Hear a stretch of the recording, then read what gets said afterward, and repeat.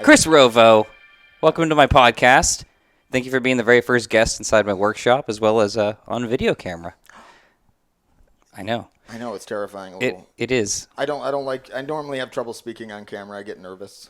Well, just stay here, because the reason I brought you here is because you're an exceptional poi spinner, fire artist.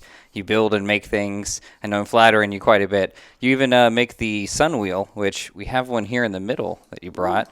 This is a UV color changing sunwheel you made? No, sun shifting. Sun shifting. Okay. Yeah, the whitish clear tubing, when it goes out in the sun, turns magenta or blue. Oh. Yep. And you're selling these now? Yep. They're right now they're 80 because there's the end of year sale. Mm-hmm. But normally they're 100. And they're actually made from scrap hula hoop tubing, much of it that I get from Hoopology, which is a very large hoop tubing manufacturer and dealer. And so you're kind of like helping the environment slightly, reusing plastic that would normally get thrown out. So It's kind of cool, to do a little bit to help all that. But when you're not making hoops and when you're not making sunwheels out of hoops, you're also fire performing in Solar Rain at the Texas Renaissance Festival. Yep. Tell me, what are some of the pieces you did this year in that? I think probably the most unique thing was a prop that's now been termed the fire serpents. And they're basically, if you take like a fire jump rope and then you make it 30 feet long and have two of them tied to a early 2000 Dodge Caravan brake drum to weight it. It was available. So, it's heavy. And basically you're creating waves in the ropes that it actually comes from a science experiment from I saw online a long time ago, or maybe even on TV way back when people had cable more often. I guess people still have cable. I just haven't had it in so long. It's like a foreign country. But yeah, it makes these mathematical waves. You can get these perfect waves going, and it's very visual, and it takes up more space than your average prop. It's 180 feet of wick total for the prop, which is a little. Wow. It's a little bit of wicking. That's really cool. I remember seeing them at the show, and you guys chunked those completely across the whole arena. Oh no, those are the foxtails. Oh, the foxtails. I'm sorry. Yeah. This is the ropes. The ropes. The long ropes. The long one. Yeah. Those looked exhausting, pumping on. Yeah, it's CrossFit on fire. It's like I'm just getting my workout. But no, it's really neat though, because I really enjoy unique feelings, or the way that you can manipulate different objects and their different feels of how a different material works, or a different prop acts when you do the same kind of motion as you would with something else. It just really, I guess over the years I developed a taste for unique forms of manipulation, I guess you could say. And this has a ton of that, because you're never making standing waves in that it's that long of an object. It gives it work. You can use poi moves and normal moves, and they'll actually translate down the rope. Originally, they weren't tethered to the ground. They were free ropes. There was two 15 to 20 foot ropes I was using, and there was times when you get it just right that I'm doing a 3-beat weave, basic poi move, and it's finishing the circle at the end of a 15, 20 foot rope. So I'm weaving, but it's ending way out far away from me. And it was so cool, because this is a move you learn in the very beginning, and to experience it in a different way is, that's right, volume down. In a different way, it was really, I don't know, it's cool. It feels good. It keeps the spark of interest for me going after nearly 20 years, I think. It's that type of stuff that I'm more into, rather than learning tricks. Tricks are tricks, but new and novel experiences, I guess, even, or props, and it keeps it fun, I guess. Wow. Now you said 20 years of experience. Nearly. So when you started out nearly 20 years ago, what were you first spinning? Poi. Well, glow sticks on strings. Mm-hmm. And then I found Home of Poi and started I made sock poi, and then it just kind of went from there. I grew up in like a tiny town in upstate New York called Johnstown, which actually it's kind of neat because it's like super historic though, which I feel like definitely shaped who I am a bit, because like they celebrated their quadricentennial when I was a kid. That's 400 years. That's one of like the oldest places in the country, like where people lived.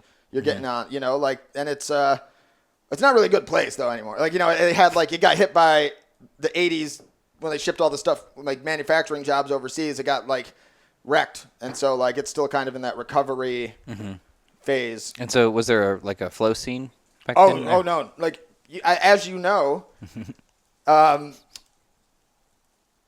just to find somebody else that did the thing that you did was amazing. Like, you're like, wait, you do the thing? Oh my God. Like, we're friends now because you're the only one I've met in like 7 months that does this thing. Yeah. Show me what you know. I'll show you what I know. Yeah. And it was more like that in a good way though. I mean, honestly, the weirdest thing, jumping tracks real quick for the first time of many, I'm sure. When I first came to Austin, my first interaction with a random spinner out and about was a dude came up and was like, "Show me your best trick. What's your best trick?" And like that was not the way it was when I last was in the States, because I was in the Virgin Islands for 4 years and like kind of disconnected from the scene a bit. I was still spinning. I was down there performing, but like I definitely wasn't aware of what was going on in the greater flow world for a bit. And that it was such a weird experience though, because like I don't do as well under that type of situation. Like if somebody's like putting me on the spot like that, I don't like it. And also it's not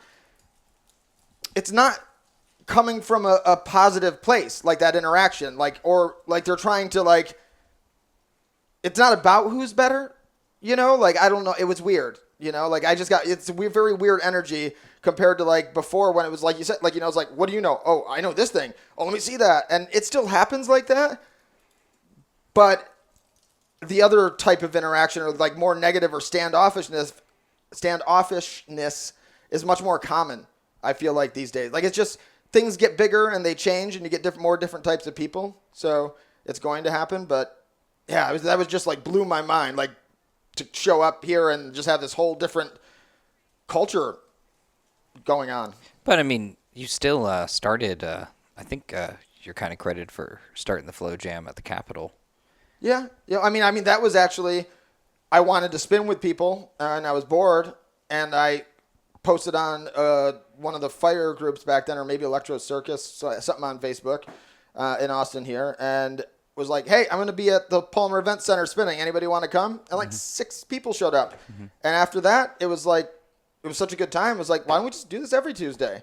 And before we got kicked out of that space with nothing to do for us, they like ended all types of classes on that property because they want to make money and they're worried about liability. New management wasn't as open to acro yogis and spinners and stuff doing stuff on the grounds, organized. But I mean, there was like, we were getting like 50, 60 people for like the first bit, like often. And it went from like nothing and just, there was obviously a need for it. And and part of it, like the inspiration too, was that, like I said, that there's that weird vibe that kind of was in the community. I was talking to people, newer people by far, that were so turned off by the flow community in Austin that they don't go to events at all to spin. They spin on their own only because people were rude to them or not friendly. And like that stuff, like that's so bizarre. Again, like that's not what I remembered and how it was, but like the only real jam I had much experience with was one I started in upstate New York, which I think is one of the longest running events in the country of this nature, because it's like on 11 years now, maybe 12. It's a fire jam down by the river in Albany, New York. But it was, like we were much more supportive, and it seemed like, it was just like when you, ideally to me, when you show up, you're there to spin stuff and grow and work on things and have fun, and socially interact with like-minded people. But, I mean, it was like that atmosphere of like, there wasn't that like standoffishness and weirdness, like, I don't know. So the jam here in Austin was created to kind of give a place for beginners to feel comfortable, And we actually were doing weekly workshops, like open to anybody, just like, entry level. And there'd be like a different, different people from the community that perform or spin well and like want to teach. Like we'd feature them to teach. It was really awesome. But once we lost the location and then moved to the capital, which is awesome for different reasons, all that workshop, I don't know, that stuff kind of fell away, which is a bummer. But then being at the Capitol, there was a bunch of hippies and burners and jugglers and unique folk for the most part meeting on the Texas State Capitol building steps. There's still tourists walking around, we were blowing some people's minds. Like they were not expecting to see that happening on the Texas State Capitol. And after the cops got used to us, because that first week they had 4 cars pointed in at either corner of where we were and just like watching us. Like they're allowed to be here, but why are they here? Because they're used to like protests and stuff, and like we were happy, so it was a little different. But even a lady sheriff started pointing out props after a while. She'd be like, "Oh, I ain't seen that one before. Spin that for me." And I'm like, "Spin that for the lady cop right now." Like, "Yes, ma'am." Yes, ma'am. Happy to serve. It was a triquetra was the actual prop. She hadn't seen that shape, and she liked the look of it. And she's like, "I want to see that one." I'm like, "Yes." And I mean, the flow jam at the Capitol has gotten really large at its peak. It probably got to 40, 50 people, even larger some nights. Yeah, sometimes, yeah. And that would just be, it would be people on unicycles, it would be jugglers, dragon staff, poi, hula hoops, a lot of hula hoops. Acro. Yeah. Yeah, it started to really grow, and I liked it because it became this like center point for a lot of people that moved to the city to find people who flow or share to the flow arts, and a lot of people made their first friends here, coming here, and especially now people moving to Austin so much. Yeah. Recently. But before you came to Austin, I think if I'm correct, you were in the Virgin Islands? Yeah. Okay, so you were there for how many years? 4. 4 years. And what were you doing there, Rovo? Oh, I do have an aside. Oh. Or back. We're going to back. Okay, let's go back. Oh, wait, if I can remember. Oh, squirrel might have ran off, found a different nut. Was it about flow jam? It was. About making your own speaker? Flow jam. No. That's a neat thing. But, oh, man. So the Virgin Islands. No. No? It was a good one. It was good. Oh, let me have some water. Okay. I don't know. Maybe it'll come back to me. Hopefully the flow jam will come back once they loosen up on all the restrictions around the Capitol. No, well, the flow jam, both of them, they had there was like a much more valuable takeaway for me, like, because it was something I did in a way selfishly slightly, but for the community to grow. But like, I wanted people to spin with in upstate New York where there was nobody. So the 4 people that I knew that did it, we got together. But the one in Albany has like 100, 150 people sometimes, not just spinners. It's like a open to the public thing. And like, we never give them permission, but they haven't stopped it in 12 years. So I guess we're grandfathered in somehow. But, I always struggled at first. Well, I did struggle at first, like when I was performing, like, am I doing enough following flow arts am I bettering the world in some way? Am I making it a better place by doing this? Because I feel like you should try to make things better. And if I have the drive and the compassion to be a positive mark on the world, then, that's a good thing. And maybe not everybody has it, but like I wanted to do something like that. And I didn't feel like it was. I felt like performing, maybe it was selfish somewhat, and like it's a thing about me, or like, and like, it's just learning a hobby. But then I went back to Albany after I moved to the Virgin Islands, and I was gone for a while. Mm-hmm. And there was random people coming up to me that were thanking me. I'd never met. They're like, "Oh, you started this? Oh my God, it changed my life." And like, I started hearing that more and more from people as the time went by. And it was, it made me realize like how much of an impact I was actually having on people without realizing it the whole time. Like, because I have a friend that she was an unhappy waitress, bartender, like drinking too much, not eating healthy, not satisfied with her life. And her and her partner Lou were the first people to come to the Albany Spin Jam and started learning just from scratch.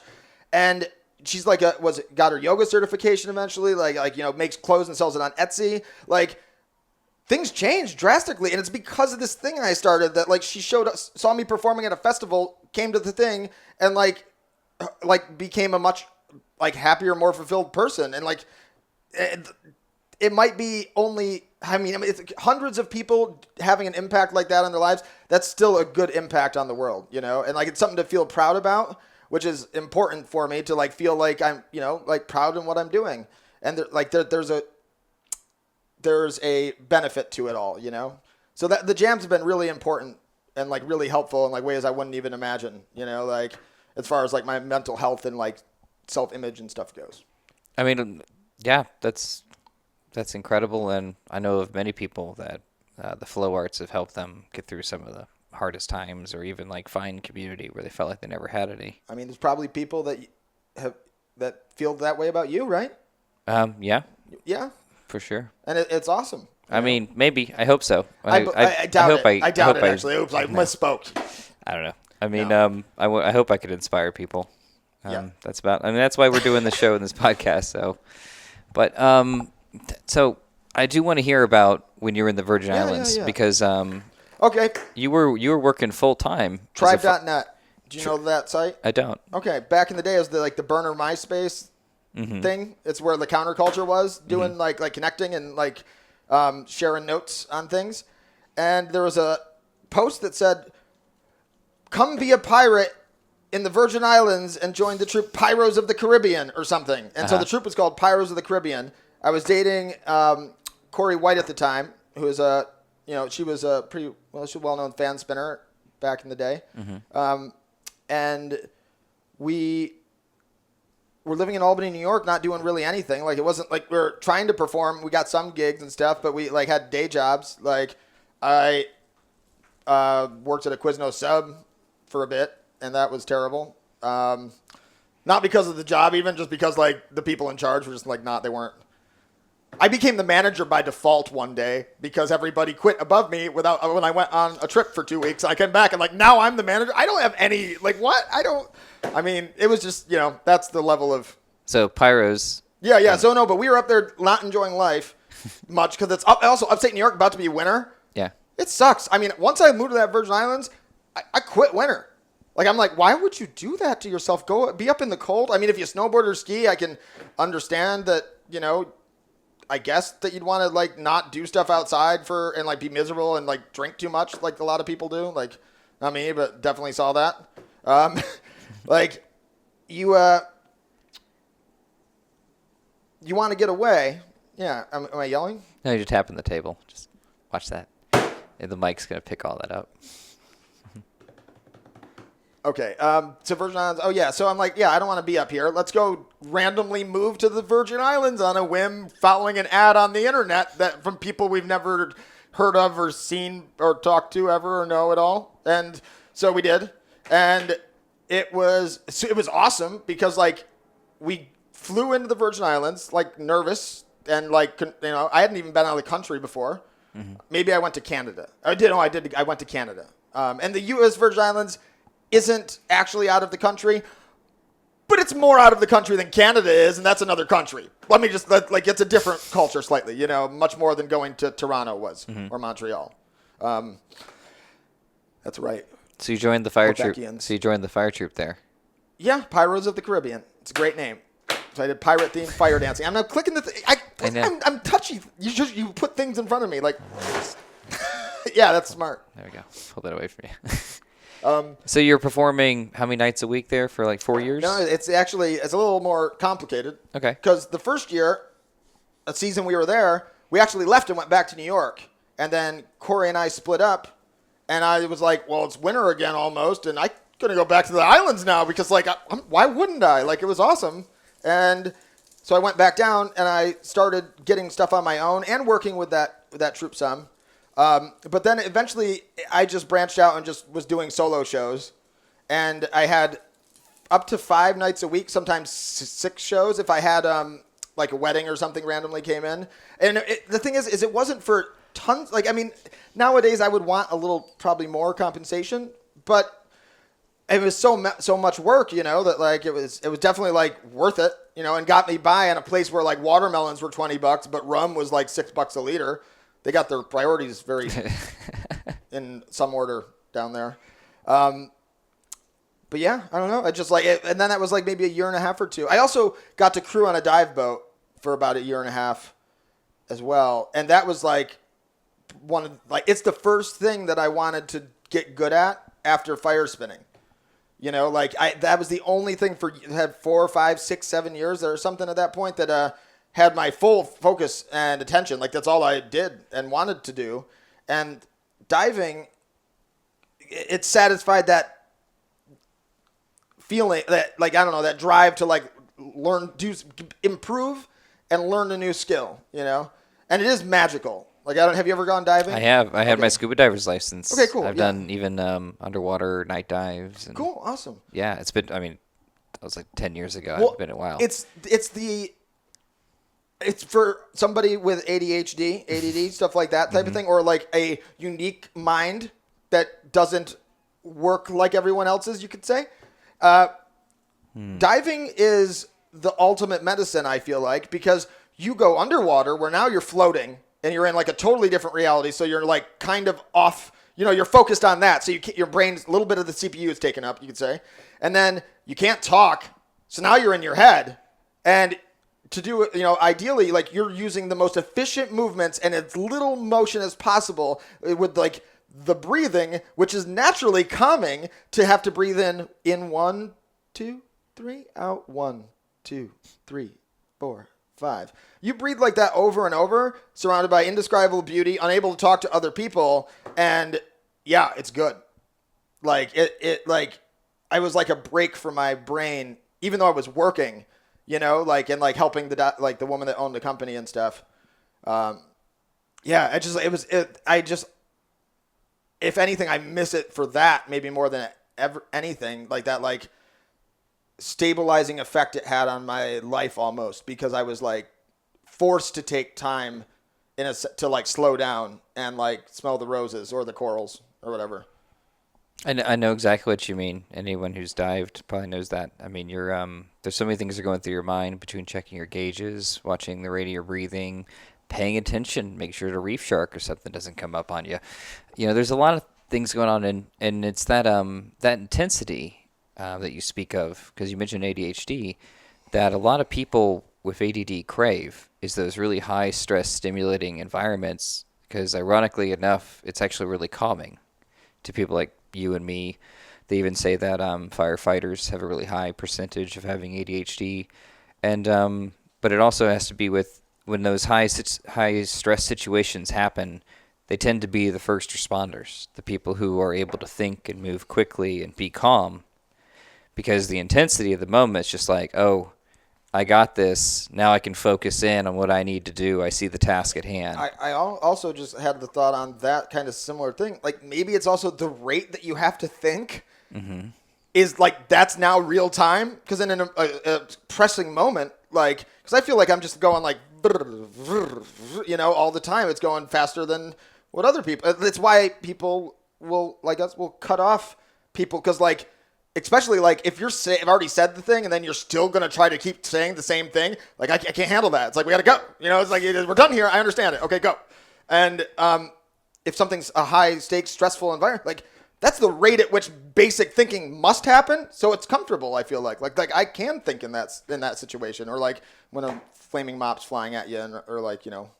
Well, what's also, and I mean, the thing that's interesting is, a lot of times people with ADHD, you'll think that they're getting distracted easily, or that they're forgetful or losing track of what they need to get done. But I'm that too. Well, yeah, I know. We've established we're both a little different in our head chemistry. But what I recently learned is this is the best way I've heard to describe this to people. It's like you make a mental list, and you got 5 things you got to get done in that day. And you think, and you're like, okay. And so you start the first thing on your list, and then maybe you get distracted on something else. And then when you realize you're distracted, you check your mental list again. But what suddenly happens is one of the items on the list vanishes. It's gone. And it's not that you forgot it. It's that you can't recall it right then. And so you go about your day working on other things in the list, and then an hour later you suddenly realize, wait a minute, that thing that was the most important priority, I completely forgot about. And I've been working on the other things that were less important. And they say a lot of people with ADHD have a problem prioritizing, but really what it is, it's this like memory recall issue. But whenever there's stress, extreme consequences, like the panic monster comes out because like you got the tight deadline, or something that you're intensely interested in, all the information's there, all the knowledge is there, and the speed of thought is almost faster than normal. Yeah. And so it's an awful, it's really it's pretty miserable at times sometimes. I mean, I know you could probably relate to. Well, I mean, like, even the mental list is like still even a stretch. Like sometimes for me, because I try, but part of the reason why I live the way I do, like, I mean, I live in like a small motorhome with my partner and a tiny little dog, you know, and like I have very, very few bills. I don't really spend money on things outside of my. I feel like hobbies and interests I don't have those. I have pursuits. You know, like it feels like these are things. Like it's what it's what I'm interested in. So like I've realized, I guess, over time, anything else is like pointless to try to get into. Like, you know, it's got to be what I'm want to or focused on doing. You know, because that's going to be taking up my mind anyway. Oh shoot! See, ran off again. Wait, hold on, real quick. Come back. Oh, what were you saying right before? This is where the show breaks down, people. This is a good run. We were talking about the ADHD brain and making mental lists and how those didn't always work for you. Well, that's what my life is set up also. Like, I get to do what I want, is how I put it simply.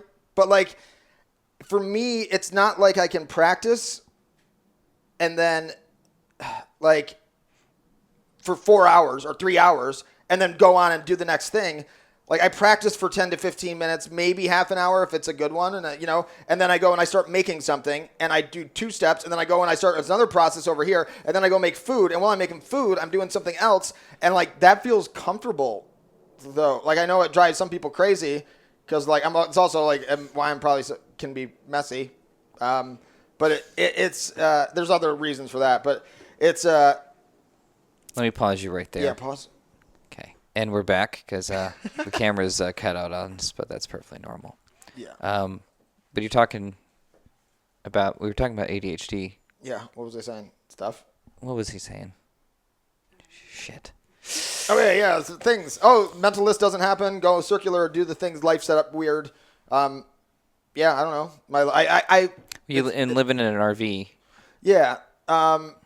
Which I like. I really like. It's like a tiny home on wheels, you know, which is good for many things. It can be a lot, also especially pressure on a relationship, because you can't really, if it's cold out, you don't really want to go like outside, you know, and it's a smaller space. But yeah, we've actually been kind of, my partner Kira and I have been kind of in Austin mainly again, where we had met, and then left for a bit, and then traveled here and there every so often. But we've been here for like over a year, and we're actually about to move to Houston for an indefinite amount of time, but not necessarily move. I don't think of it as moving to Houston. I think of it as hopefully going back and staying mobile full time and being much more on the road. Because like, if anything makes me happy, you know, that's definitely toward the top of the list, is like traveling and going to new places, and just that I enjoy it. Some people are much more stuck to a location, and like I grew up in a terrible place that wasn't that awesome. Like, I knew I was going to leave, you know, and I guess I made peace with that. And it's like, you know, I mean, it's interesting though. If you've never left where you grew up, I had a friend tell me, because I tried getting people to move to the Virgin Islands. Like, I was like, I'll give you a place to sleep. You have food taken care of, because my day job at the time, I worked at a deli for a bit there. Sandwich shop place, and like I'd be like, I'll just bring food home for you. It's fine, you know. Like, and nobody bit. Nobody would just take the plunge. And you know, one time somebody did say, like, Chris, I'm scared. Like, you're asking me to move away from everything I know and like to the middle of the ocean on a little speck. I'm like, yeah, where it's awesome. Like, but once you take that first step and you realize it's okay, the next step gets easier. You know, you realize that, like, oh, basically, I mean, I feel like if you have at all any sort of wit about you, it doesn't even need to be a lot of wit. Just you could get dropped off at any city. They could spin you around 50 times and then put you in a sack over your head and throw you out in like somewhere's in Iowa, and you could start a new life in a month with a little bit of effort. I feel like, I know that it's not always that simple, but people want to take care of people and help others for the most part. Like some people are crappy in their own ways, and like there's parts of the world where maybe not so, but I feel like in any of my travels and any places I've gone, like the general population anywhere wants to do good, and if you realize that, like, it's not as scary to take those leaps, I guess. I don't know. No, you're right. I mean, if the majority of people weren't good, then society would just eat itself and fall apart. And we're getting close to that. Welcome to the apocalypse. The apocalypse. It's fun to say that. So yeah, it's nice. But taking that leap of faith and going out to the Virgin Islands, being able to perform regularly like that, I would say that's like a big key to a lot of your success and having that luck and opportunity, but also being brave enough to go out there and do that. It's really the people who take the risks are also the ones who get the gold, essentially. Yeah. And so, like, you may get hurt or you may, get scarred in the way, but if you don't find out or you don't take that risk, then you don't get those amazing opportunities or those unique insights that then, take you down paths you never knew possible. Yeah. Yeah, no, it definitely... Well, as far as, like, furthering it was interesting being there because, like, by the time I had moved there, I was already, like, traveling and teaching at both of the two fire festivals that happened in the States at the time, Fire Drums and Wildfire. Yeah. So, like, I was already had a bit of a, like, presence in the flow world, but when I went to the islands, I disconnected, and I grew as a performer because I was doing that so much, but there was nobody that challenged me at all technically. So I stagnated in a lot of ways as far as like my skill growth in technical aspect of flow. Skill sharing. Like I lost my teaching ability in a way, but there's other things for that. Like I feel like you don't practice something, it gets a little rusty. That was why I was glad that I eventually left the islands, even though it would have, it's like sounds like great in theory, but it gets old. I hiked every trail.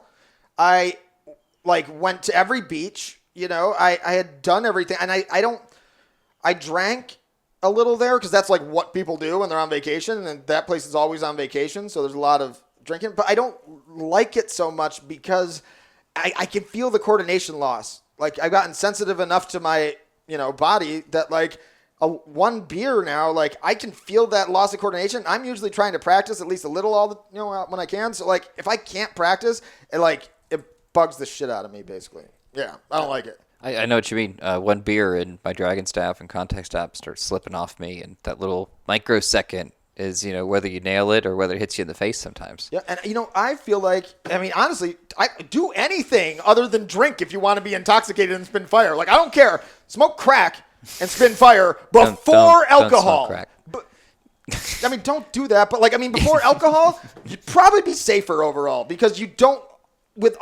nothing impairs your motor function just like alcohol does. And it literally makes you bad immediately at what you're trying to do. It makes you worse. The only time I feel like people are with like, oh, I'm better when I have a bit of a buzz. It's your nerves are getting calmed down, so maybe you can do certain things a little better. But if you had your nerves calm while you were burning compared to when you're not, when you're sober and when you're drunk, I guarantee the sober will be better if you're not nervous. It's like, maybe not, maybe, but it just makes sense if you go with like, yeah, you're not as coordinated right now. Why would you be better? It's like one thing. That's like a pet peeve a little bit. Like, just don't drink and do this thing. It's just this thing. Just wait a little bit. I can't say that I've never done that, though. I'm not going to lie. What makes you nervous, Rovo? This. Is there any... Okay. This, All right. Is there any fire spinning or any times that you've been really nervous? Yeah, tons of times. It happens. What comes to mind first? Fire breathing. Yeah. I'm glad that It's still there's lots of I think if you're not nervous, like that's kind of when you're on your way. I'm still nervous when I burn that mop. I had 120 something mop burns. Like I've had people that I explained how to do it over the internet message me after they did it and be like, Oh, actually, this is like what the guy said. The last one, he was like, I don't know where you find pants big enough to fit the balls you must have. And I'm like, well, there you go. I guess you thought it was intense. He's like, that was crazy, man. I'm like, and I like run around, I like toss it and like do all sorts of stuff, like, but I still, if there was a way to like tap into what my thought process was at times, walking out onto the like floor of the arena and carrying 2 gallons of white gas with a largest mop head you can get in a regular store, dunked in it, and like I'm walking out, I'm like, if I slip, I could die. Like, like if it hits like a flame and it like covered me, it would be very bad. So it's like, and like I'm like, it'll be okay. And sometimes I'm like just talking to myself, like, it's fine, it's okay, this is all right. I'm just like talking to myself to like make it okay in my head, because like it could go wrong, but it's weird. It's like you said, like when I'm in that like high risk situation, and like some of my most clear, I don't always feel like I'm even like aware of what's going on, because you're so in the moment, which is you don't even remember the set because you were just so focused. You weren't even thinking about memory. It was just like surviving and getting it done and making it look good. Yeah. Or those times when it's like a religious experience in the middle of it. That happened. Like I had one of those again recently this past season. It just was, the whole world got surreal, and I don't feel like I spun a thing. It was something else. Like the muse was working through you could say. Yeah. And I don't know what that is, and I don't have any spiritual, metaphysical stuff to go with it. I just know that the thing when people talk about that happening, like, it happens. I don't know what it is. I'm not qualified to talk on that. Mostly just circles and burning things. But like, we're it's carnies, Rovo. We're not qualified to talk about anything, but we can. Yeah, I know. It's fine. So, I mean, you want to throw this ball through this ring? It's not a trick. You could talk about your spiritual experiences. I know there's some had good. mine. They're pretty. It's interesting. The ones the 2 that really stood out is one that was less intense, and the other one is like better. It's more, had caused more of a mark on my life than just because of the experience of the performance. But the first one, or I guess it was the second one, it happened after. But I was actually at a fish festival, and I was spinning old school flow toys, crystal, like they're sticks, not like the pods at all, like pre-pod, and it was unweighted, and I spun really heavy boy back then. And they had finger loops, and I hadn't had finger loops in I don't know how long. So like they were not my normal setup, and I don't know what it was, but I got a circle like 5, 6, 7 people deep to surround me watching, spinning pink and purple LED sticks to a Fish song. And my partner at the time, like it's when I stopped and like sat down, like people clapped and stuff. Like it was like, that doesn't normally happen at a show where like you hold people's attention, but like I was taken over by whatever, in a sense, and like I couldn't even put words together fully afterwards. Like I was like too not in my body, it felt like. I was so like high from it, and I wasn't like even, altered really. Like I think I had smoked some herb at a Fish show. That's low key. That's real low key at a Fish show. That's tame. I mean, like when you say religious experience, it's like you had a shared experience with the group. Like you felt everyone was tapped in. It was amazing. The other time was in the Virgin Islands, and I feel like it's a thing that, I mean, it's probably one of my most cherished memories. Definitely with fire spinning, but maybe overall. I performed with very tan-skinned Chris. I don't tan. Pale, in a group of West Indian women in the carnival parade on St. Thomas. I marched with them because I performed with a woman named Madame Voodoo, whose real name was Judy, and she was an ex-police lady. And I don't know, well, the first time she gave me a ride to the ferry dock, she just like, I get in the car and she slams a handgun down on the dashboard. She's like, "Oh, Christopher, people are getting robbed up in here lately." I'm like, okay. She's like, "No, I was a cop." And, she explained. I was like, I was not ready for the gun. I'm from New York, upstate. Like, there's some guns up there, but I wasn't exposed to it, I'm in Texas now. I would have known more about that, I bet. But, that was one of my first experiences. She, like, slammed things down. It's like, oh, okay. But she ran this carnival parade trip. And, I don't know if you know about carnival in the Caribbean, but, like, it's like days-long celebration of just partying and music and dancing and celebrating life. And they have a big parade at the end, and like they have like judge the troops.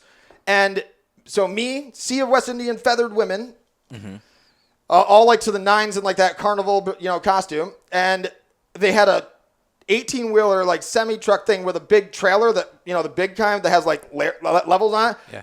Covered in speakers, the whole thing, blasting soca music, which is like da-da-da-da-da-da-da, and just like crazy fast and nuts. I spun the whole time, not fire. I was spinning my practice boy at the time, just going off. Like I was running up to kids on the side of the parade, and I was dancing the whole time. And Judy's like, "Chris, you're gonna kill yourself? Like slow down, like you could relax for a second." But I was like in it, and like, just like so, like it was so intense. And then when we got to the governor's mansion where like the judges were, I had soaked my poi and did a giant burn off without like just no warning. I just like lit and burned off in the middle of the street, and everybody there jumped back like 5 feet and gasped. And like we won first place that day. And like it was 4 hours of a parade though. That's a long time with no sleep from partying the night before, because that's what everybody's doing. And like by the time I was done, I had broken both my big toenails from dancing so much. Like they fell off a week later because like they got beaten up. And like I went to a gig that was actually a paying gig that I had to do at this place that I'll explain that in a second. But like I fell asleep on the bar. Like I can just like, Chris, you can't pass out in the bar. Go upstairs. And I just like literally, they woke me up right before my show. I put a pirate costume on, spun probably terribly, but did the thing, and then like went and slept for like 24 hours back when I got back to the island I lived on. But it was like in the midst of that, like I was so gone. Like, I mean, like in the middle of that, like just not there. And I was so in it and so being moved by whatever. West Indians, and I understand why, are usually a little standoffish to mainlanders. Like we are kind of invading their place that they were brought to against their will even way back, So like I get some of that animosity and not always being open to, outsiders.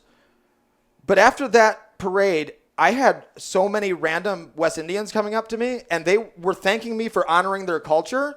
And it was like, I mean, it feels so good to have done right like that, because you hear so many stories of people being like shitty to other cultures, especially Americans and whatnot, and like, I mean, it's probably one of the biggest compliments I ever got. Like just randomly stopping me and shaking my hand, which never happened. It freaked me out at first. I'm like, oh, this is a huge West Indian dude that's like, like his biceps in my head. Like he comes up and he's like, brother. I'm like, oh, yes. He's like, oh, thank you. Like I'm like mind blowing. That never happened. And so like, it was such an incredible experience to like have like, I mean, I felt like I did embody whatever the spirit of their celebration was, because like I was just, it was so good. I don't know. I'm teary-eyed. It was like, That's nice. Yeah. Yeah, no, it was like such a good experience. And I think I represented well, even though I had dreadlocks and I'm a white guy at the time. Yeah, that's right. I said it. And you know what? I got called terrible things on that island just trying to hitchhike all the time. But not once did they say anything about my dreads. And I think that says something about the current conversation.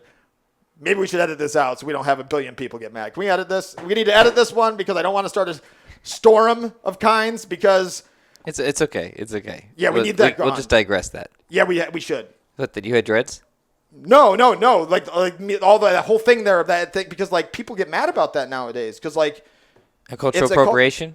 Yeah, but you know what? Cultural... Okay, if we're going to open this can of worms... We don't need to open it. Now we are. Okay. Now we are. Are you okay with that? Yeah. Say what... I have a special, I mean, that's very recent dealing with this type of stuff. Like, it actually is one of the main catalysts where I, like, the pandemic's been hard on people. And, like, this summer, things in my personal life and also, I guess, in the flow world, like, I came up with the sunwheel design after seeing a person in Ohio spin a sunwheel, which was just a hoop with a bar across the center and 6 not attached to one another poi hanging off it spun, a fire prop. And over like a decade after that, and when I was in Austin, I made one because I was like, I'm going to make this. Why not? It's like, I remember this thing. I think I know how it went. And I started with 8 poi hanging off it, and it evolved into this eventually.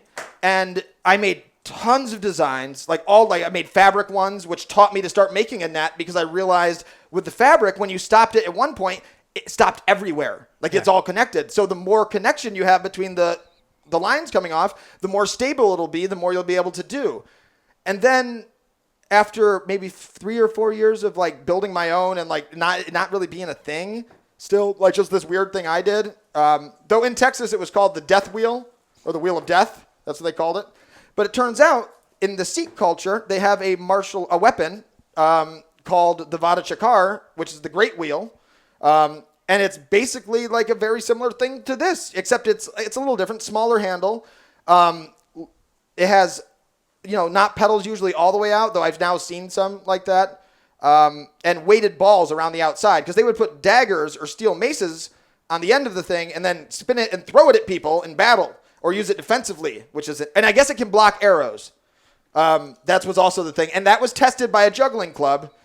Hondro spun one of my fire wheels at a flow festival, and I don't remember who the person was right now. But they had a Nerf gun that fired a juggling club out of it, like awesomely. And he would shoot it, and then he'd catch it back in the gun. But they shot a fire one at the sunwheel, and the sunwheel blocked the fire club. So the arrow theory stands. I had some more water on that. So it blocks arrows or it blocks flaming clubs? We know flaming clubs, but the hypothesis, it seems sound from that bit of data. I mean, it'd have a better shot more than probably people catch arrows. Many other things. Yeah. And, if it's a slow arrow. Yeah, but some people, it's happened. It's true. No, it's true. But I would think just with the amount of mass and how much it's got, like, there's just more opportunities for it. Yeah. You can get into a higher frame rate and you have more things to disrupt it. And all you have to do is just knock the arrow off course. Yeah. A little, and you're pretty okay. So I digressed a little on this, but so the sunwheel, the Chakar. So I didn't find out that there was this whole prop from another culture until like 4 years in. And I was excited. The thing I'd been making, it already exists. People were doing the thing. That was like, one, it's validation that I'm not crazy. And like, it's sound that what I was doing. And also like super cool. Like, that's awesome. And it made me learn about Sikh culture. Like, I read, because I was trying to get more information on it. And it was like, I saw a weird, like, kind of like a Middle East somewhere, some countries, like, Got Talent show, like their version. And it was like these really macho dudes, like, that were spinning, what turned out to be Chakar, but looked just like what I was making, like very similar, and they were spinning them as a group, and then it switched to them smashing fluorescent lights on themselves, and then like guy pulled a car with like his face, and then a guy jumped off a tower of fluorescent tubes onto his belly on the ground, like it was like 15, 20 feet up, it was wild, and then all the dudes piled into a big pile in the middle, and a child with the flag of the country ran and got on top of them while patriotic music was playing. I didn't understand what any of that meant, except those wheels were really cool, and it took me another year to even find out they were called Chakar. How dare you steal that? I know. How dare you? This represents the embodiment of that man's work. No. It was it's not even used as a weapon anymore though. It's like a kind of more of a dance that they do, But like you said, you saw someone spin a hoop with poi on it. I mean, there's a certain level where like ideas, are taken. As long as you're not dressing up in their traditional clothes, you're not doing exactly the routine that they did, so. So what happened is it got to the point where I was getting every day for almost a week, I think it was going, and I was already like, not the best mental health at the time already. And that like pushed me over the edge because like, so you gotta stop reading the comments. Well, I mean, people were they were trashing my name on things, and and I'm like, I literally tried as hard as I could. I didn't put the same amount of strands on mine. I kept it to look different. I kept the big handle. I refused to make the traditional version. Like I wouldn't make them like that. People asked. What country did you say this was from? It's not a country. It's the Sikh culture. The Sikh culture. So were these Sikh people that were messaging you? One or two, but one that I talked to, I explained that all the stuff I don't do, and he thanked me after. But some people got really upset, and it was becoming people who weren't Sikh. Most of them. Exactly. The people who were choosing to be offended by it, which is almost virtue signaling. Don't do that, people. Yeah, but the thing is, I feel the cultural appropriation thing, it's if anybody that does art from another culture, like they appreciate that culture. But if you tell them not to do a thing, it doesn't matter how like much a person values like being open-minded about like other cultures and whatnot. Like you're gonna put a little stain on it. Like it made me not like the Chakar. Like people were hounding me so much over this thing that I was trying to do my best to do right that like it made like I don't spin mine. I haven't spun mine in a long time now because of like this stuff. Like it's there's like weird feelings around it, and also like they're different in how they move. Like that's the thing too. Like this is made for a flow artist by a flow artist that's like all he's going to do his whole adult life is spin stuff in circles. It's a sunwheel. Yeah. And it's not a shikar, it's a sunwheel. It's something you handmade. I mean, also it got a little crazy too because I don't deal with conflict well. And then I had one group of people at one point telling me to do to call it this thing, but then the other group was saying the exact opposite, and it just gets to you when you're like, I can't win. I'm like you already, like, no matter what, there's a group of you that are upset with any type of thing. There's no compromise, and then it's when I just backed out, and I turned off social media for like a month and a half, and I just backed. Well, good. Then you should start spinning it again. Yeah, but I mean, it's a sunwheel. But this is so much better. Yeah. This is better than the other one in my book. The traditional one is made for murdering, and my sunwheels, I will guarantee, it's never been used to kill another human being. Just so you know. So if you want the murder-free prop, that's mine. In other words, you're making a crappy weapon. Yes, purposely crappy weapon. But very colorful. Ostentatious sometimes even. See, you're not honoring it correctly if you're not killing people with it. I know. That's...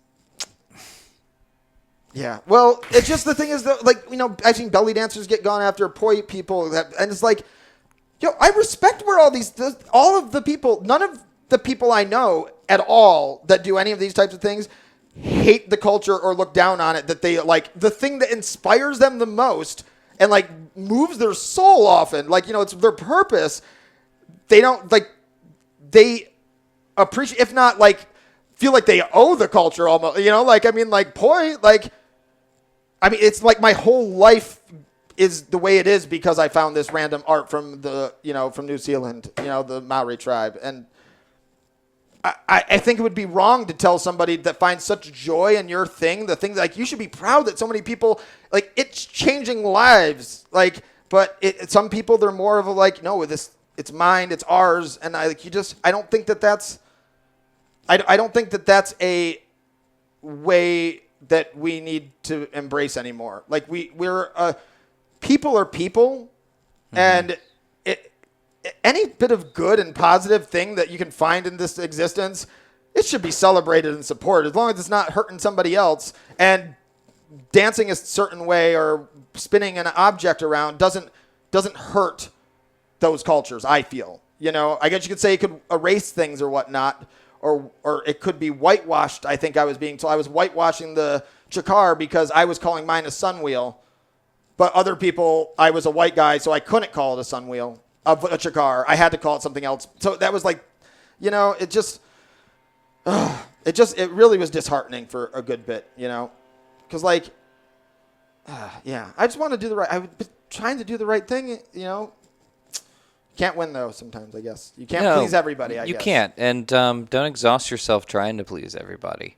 And that's just where you need to focus on the people that are positive in your life. You give those people attention, and I mean, it's really what that cliche phrase, haters gonna hate.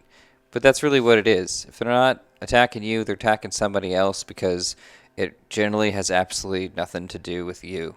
It's something else they're trying to do, or it's just jealousy. That goes back to the ADD thing, right? It does. But are we out of time? We are out of time. And see, what are you the talking ADD made us run out of time very quickly. But I do want to thank you for coming on the show. I wish you the best of luck in Houston, man. Yeah. I grew up there. It's a good place. Other than being a swamp, it's a nice place. Yeah. You're gonna do good well. They got some cool stuff. And they got a good scene there. There's a lot of great, talented fire performers there. Yeah. Yeah, it'll be good. It's gonna be good. Well, I hope you come back and visit soon, and we'll have you back, buddy. Probably will, I bet. Awesome. Well, thanks, man. Ta-ta. Thanks, everybody. Bye. Fired up.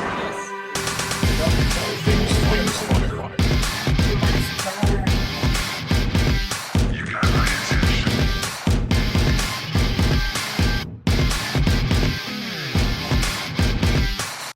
Is something burning? If you want to support the All Things Fire podcast, head on over to patreon.com and search for Morgan Floki. Thank you for all your support, travelers. Have a great day.